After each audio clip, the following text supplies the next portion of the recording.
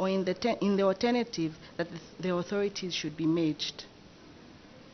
Nonetheless, we commend the tremendous step that ZACWA has undertaken to develop and implement a national qualifications framework that will promote integration, quality education, and employment opportunities. That's the end of my presentation.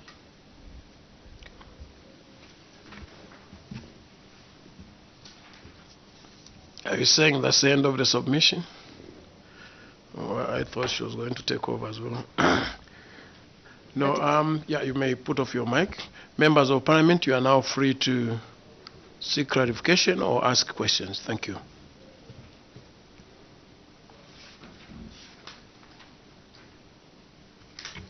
Chair. Yes, go ahead. Thank you so much. University of Lusaka. My name is Twambo Mutinta, Member of Parliament for Itestezi and the product of University of Lusaka. Just the last sentence where you say we have noted that there is a duplicity in the functions of the two institutions. You could have highlighted a bit which functions in particular, because you are proposing that the two should be merged. I don't think they would love to hear this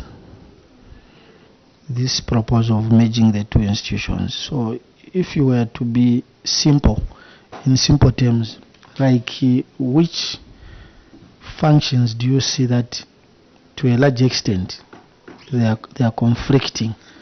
Because in my little understanding, generally the functions of these two organizations, they are quite different. But I would just want you to pinpoint like which function do you think is duplicating with regard to this bill. Thank you. Thank you very much for the question. So, from my understanding, awarding bodies must be registered with ZACA as well as HEA. And of course, HEA will carry out evaluation functions, but there are possibilities where one body would perhaps deny an application that is made, whereas the other body might actually assent to it. So to avoid that, I believe Botswana has basically merged these bodies together. So I think that is where we're coming from. I will allow my colleague, Ms. Simba, to add to that. Okay, to add on to what Mrs. Chizinga has said, like she said, awarding bodies do require under both ZACWA and the Higher Education Authority to, in terms of registration. But in our comparative analysis with other jurisdictions such as Botswana, which has proven effective for them, they have merged these bodies, meaning the authority will be in charge, it in itself will be in charge of all these qualifications, as opposed to duplicity in terms of the identifying these awarding bodies as well as ZACWA. So why not leave it just to the authority, the Zambia Qualifications Authority, to undertake this function?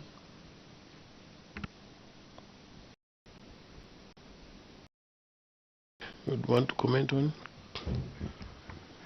Well, mine is the board authority. No, I would like you to comment on what they've said. Yes. On what they've said. Well, I'm aware of, I'm very much privy to the BOTA, or Botswana Qualifications Authority, and why they merged it. It's something that you look at the volume of the work. Botswana is very small, even the education sector. Maybe that's the more reason those two were merged. But what we, like my colleague was saying, we would have benefited. The bill is here. And I think the university would have done us justice if they were able to look at the ZACWA bill and the HEA bill and do a comparative analysis of the functions that are in duplicity. Secondly, HEA does not accredit awarding bodies. HEA accredits training providers. Now, the universities have dual responsibilities. They are training providers providing tuition. They are also examination bodies awarding qualifications. So you are seeing that because you are a training provider and you are required by law to accredit by HEA.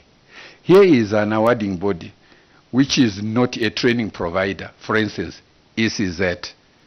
ECZ will not see this duplicity because for them it's an awarding body and they will register with ZAQA. They will not register with HEA. So that is the difference. Basically, is a quality assurance because quality assurance ensures that the other does, then the other one checks. So maybe, Chair, that is what I would submit on this aspect. So you are not saying there's any duplication.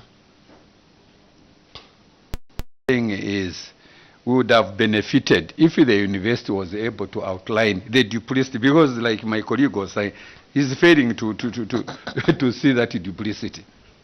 That's the way I'm also failing to see that duplicity. If they had outlined those, because part of the original ZAQA, I mean the 2011 list was that ZAQA was supposed to accredit and register qualifications. So the accreditation was the requirement that institutions like themselves must accredit with ZAQA. And that is what this bill has streamlined. There is no requirement for accreditation of training institutions. There is only now registration of awarding bodies. So that is the fundamental difference. So what would be wrong if we merged them and then change the bill? I just want to know. This is the government. The two are government bills. Not really that for me, you know. But I think it's government bills, and maybe government has seen the need that these two must exist separately. So, Chair, the question of what is wrong to merge them is what we could have expected them to elaborate a bit more, so that we are convinced why we should merge them. For me, a decision of merging two institutions is not a decision that you should elaborate through an explanation. It's a decision that could have also been written a lot of points into the issue. It could be a valid argument, but it needed them perhaps to have given us additional information to provide an argument which now could have provided that evidence that merging them would profit us in this manner. So the argument that has been given is a supplementary argument. We could have loved that is more detailed to convince us with that argument. I think basically that was the genesis of my question. Yeah, because I think when Honorable Mzingi explained, because when these institutions were coming up, I remember it was a hot argument. There were two schools of thought. Others felt they should merge, others thought they should be separated. So it's a reality at the beginning. But I think, like he explained, with the clarity of the bill, maybe the functions have been separated. But nobody knows. I think you could have elaborated more to let us know which one is better, so that then we would pick it up seriously. Thank you. And then any comment on the board of authority, of the authority? I think she made a suggestion there. That's what I wanted to, my substantive question. Where the University of Lusaka is lobbying or indicating that maybe an awarding body should have been part of the board. The board basically is managers, well, apart from the management, they manage the management of ZAQA.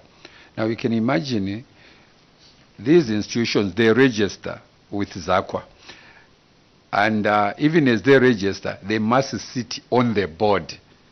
Does that, without any doubt, brings a conflict of interest? How do you manage the one who manages you? Basically, that is how. However, one of those that are in the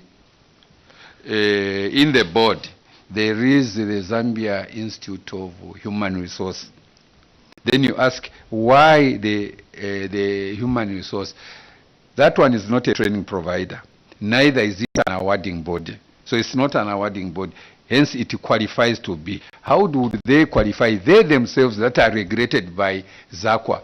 And then they must be the bosses for ZACWA which regulates them. So there's a very serious conflict of interest there. Any comment from Lusaka University on Thank you very much for thank you very much for that comment. Well noted. Then we propose that because ZACA under Section 11 has committees, we would then propose that members of awarding bodies can be part of the committees, because at the end of the day, what ZACA is doing is still regulating these awarding bodies. So it's not technically managing someone who is managing you, but what we are trying to do is that being key stakeholders for people who are managing us and bringing us closer to them, we will then ensure corporate governance. That was our point. Yeah, any comment on disclosure of interest?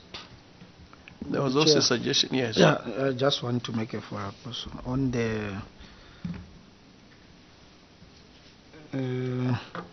is it point immunity of the members of the board. Yeah, I want to strongly agree with their submission, but maybe from a layman's point of view, the argument is valid to say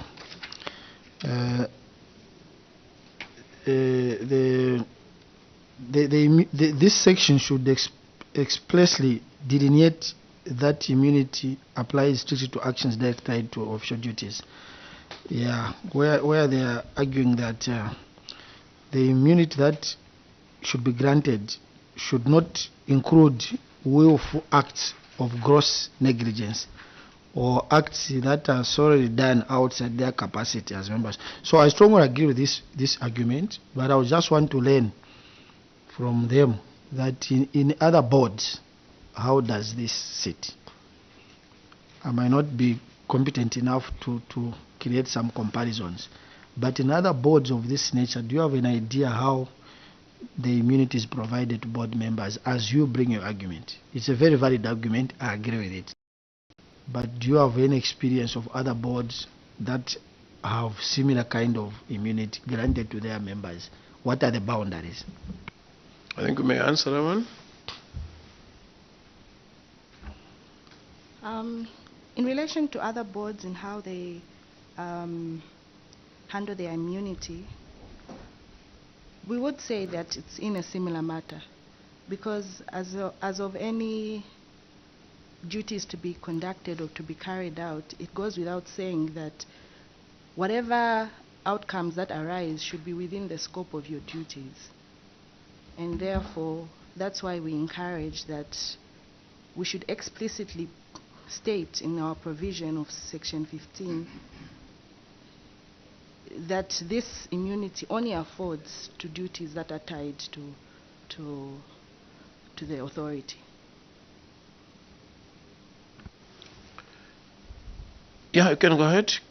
Okay, thank you very much. Just to add on to what my colleague has said, immunity, when we're looking at it from the legal aspect, it's prescribed in the legal fraternity that when someone has been given immunity, there are borders to that immunity. There is no immunity which is absolute. So this is where we were coming from, that this immunity that you have given to the members of the board should exclude matters to do with gross negligence or willful misconduct. Okay, clear. Just a quick one, Honorable Chairperson.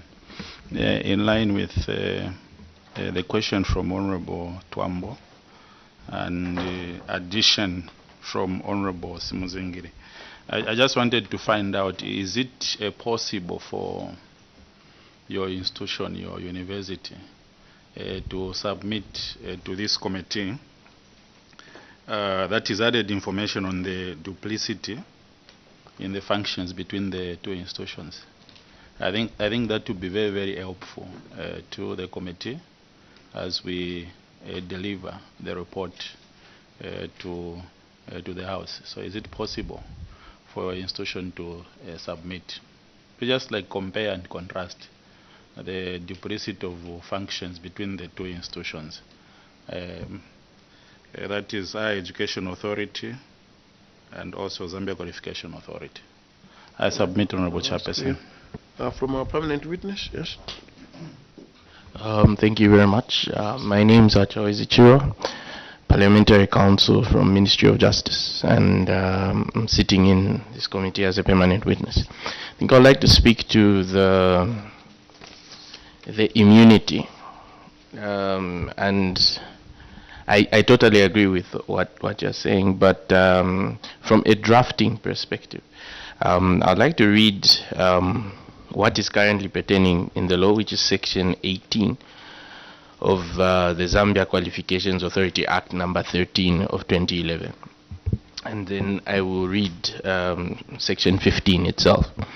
So Section 18 reads as I quote: "An action or proceeding or other proceeding shall not lie or be instituted against a member of the board or a committee of the board or a member of staff of the authority, comma."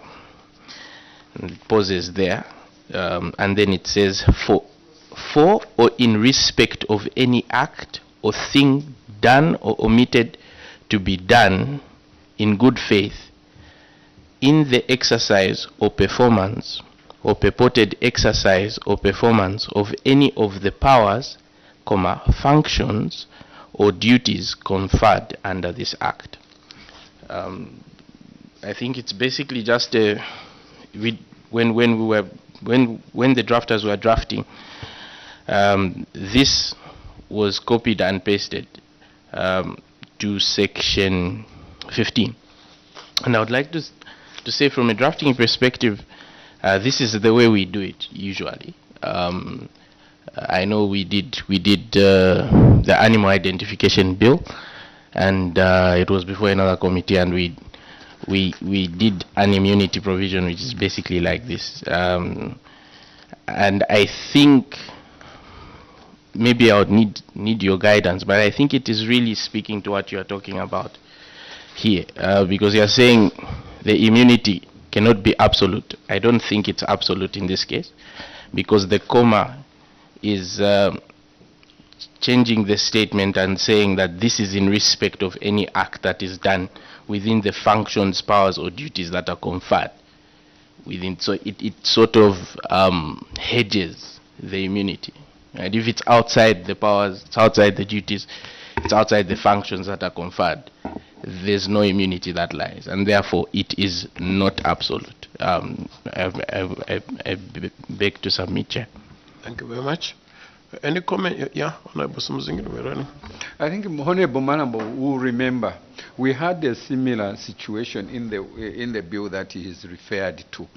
As a committee, we are saying, how do you provide immunity to an officer who was supposed to be dealing with that part when the directors and the rest did not have the immunity? So what they were saying was that it's the immunity of the office.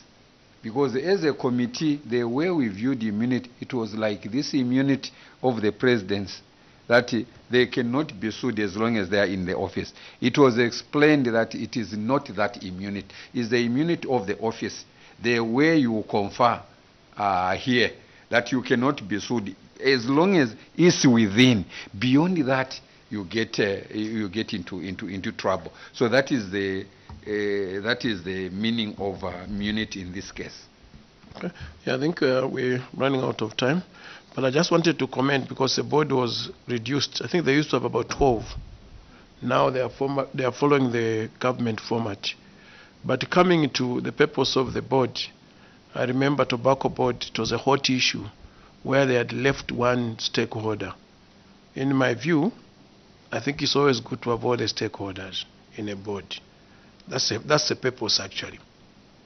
So it's not only because if the other stakeholders is left they could make decisions that will grossly damage the other end.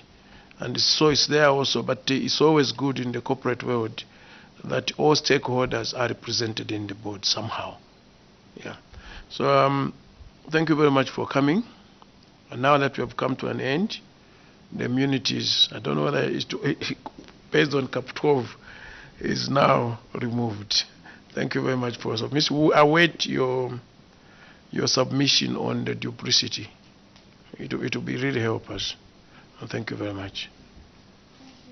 Cheers. Thank you. Thank you. And we like your gender balance.